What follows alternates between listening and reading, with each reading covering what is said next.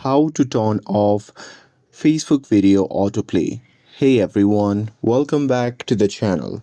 In today's video, I'll show you how to turn off video autoplay on Facebook. So now, without further ado, let's get started. So here, first thing first, open the Facebook app on your phone.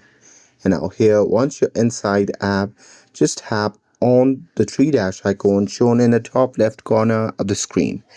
And now here from the pop-up menu that appears, you can just tap on settings and privacy. And now here under settings and privacy, you can just select settings. And now here, once you are inside the settings section, you can simply scroll down and select the media option. And now here, once you're inside the media, you simply have to scroll down and there you will find the section labeled as autoplay in feed and stories.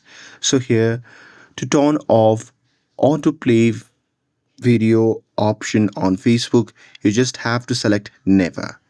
And here, with that, the changes will be saved automatically and the videos in your Facebook feed will no longer play automatically. And that's it. With this, if you found this video helpful, then don't forget to like, share and subscribe to get updated for more videos.